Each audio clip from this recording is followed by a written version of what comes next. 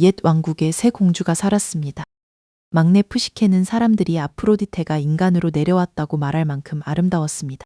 사람들은 여신의 신전을 찾는 대신 푸시케를 보러 몰려들었습니다. 분노한 아프로디테는 아들 에로스에게 푸시케가 세상에서 가장 비참한 존재를 사랑하게 만들라고 명했습니다. 하지만 에로스는 푸시케를 보는 순간 자신의 화살에 상처 입듯 사랑에 빠졌습니다. 한편 푸시케에게는 구원자가 없었습니다. 두 언니는 왕과 결혼했지만 사람들은 막내의 아름다움을 구경할 뿐 아내로 맞으려 하지 않았습니다. 왕은 아폴론의 신탁을 구했습니다. 딸을 산꼭대기에 두면 신들조차 두려워하는 날개 달린 존재가 남편이 되리라는 답이 돌아왔습니다. 푸시케는 장례식 같은 혼례 행렬 끝에 홀로 절벽에 남겨졌습니다. 가족과 백성들이 떠난 뒤 서풍 제피로스가 불어왔습니다. 제피로스는 푸시케를 부드럽게 들어 깊은 골짜기의 풀밭에 내려놓았습니다. 눈을 뜬 푸시케 앞에는 인간의 손으로 지었다고 믿기 어려운 궁전이 서 있었습니다.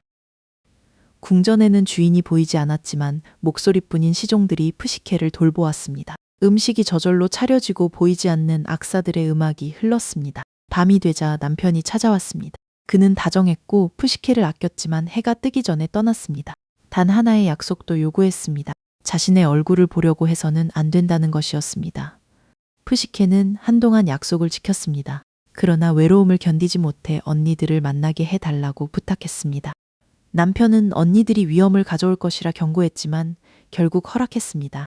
제피로스가 두 언니를 궁전으로 옮겼습니다. 화려한 궁전을 본 언니들은 질투했습니다. 그들은 신탁을 떠올리게 하며 남편이 푸시케를 잡아먹을 괴물일 수 있다고 겁을 주었습니다.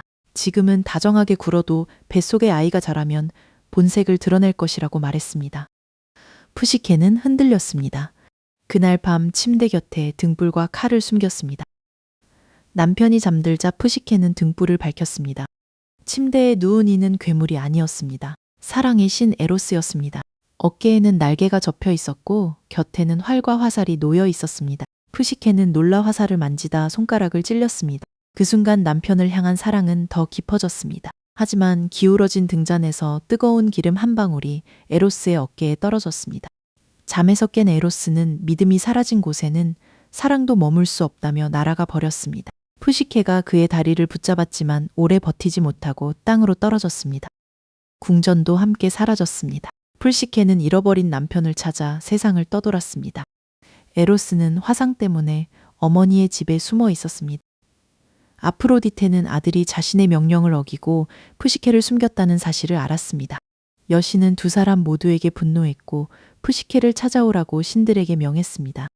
푸시케는 도망치지 않고 아프로디테 앞에 섰습니다.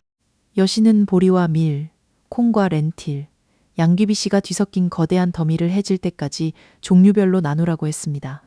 불가능해 보였지만 작은 개미 한 마리가 푸시케를 불쌍히 여겼습니다. 곧 개미떼가 몰려와 씨앗을 하나씩 골라냈습니다. 다음 과업은 강 건너편을 돌아다니는 사나운 황금 양들의 털을 가져오는 일이었습니다. 푸시케가 막막해하자 강가의 갈대가 말했습니다. 햇볕이 강한 한낮에는 순양들이 난폭하니 기다렸다가 해가 기운 뒤 나뭇가지에 걸린 털을 모으라는 조언이었습니다. 푸시케는 양들과 싸우지 않고 황금털을 얻었습니다. 세 번째로 푸시케는 깎아질은 절벽에서 솟아 스틱스강으로 흐르는 검은 물을 병에 담아야 했습니다. 길은 미끄러웠고 양옆에서는 용들이 지키고 있었습니다. 그때 제우스의 독수리가 날아왔습니다. 독수리는 푸시케에게서 병을 받아 위험한 틈으로 날아가 물을 채워주었습니다. 도움은 계속 나타났지만 마지막 과업은 달랐습니다. 푸시케가 직접 저승으로 내려가야 했습니다. 아프로디테는 저승의 여왕 페르세포네에게 가서 아름다움의 일부를 상자에 받아오라고 명했습니다.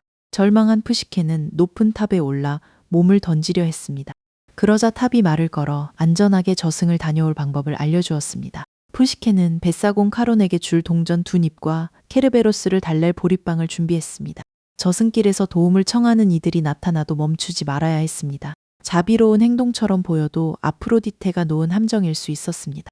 무엇보다 페르세포네에게 받은 상자는 절대로 열어서는 안 됐습니다. 푸시케는 모든 지시를 지켜 페르세포네를 만났고 닫힌 상자를 받아 지상으로 돌아왔습니다. 마지막 순간 마음이 흔들렸습니다. 에로스를 다시 만났을 때 조금이라도 더 아름답게 보이고 싶었습니다.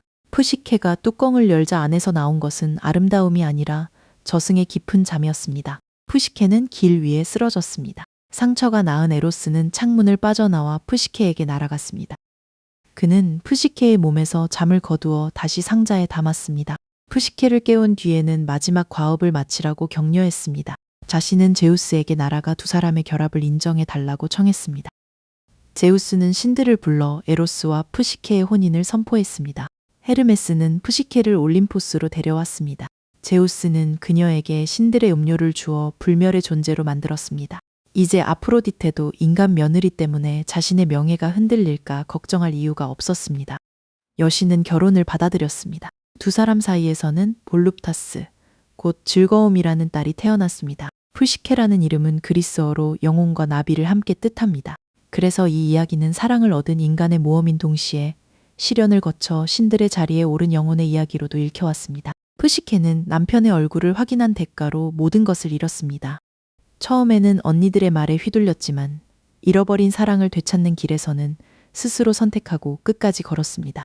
에로스 역시 푸시케를 숨겨두는 데서 벗어나 신들 앞에서 결혼을 요청했습니다. 등불 한 방울로 갈라졌던 두 사람은 믿음을 강요하는 관계가 아니라 서로를 공개적으로 선택하는 관계로 다시 만났습니다.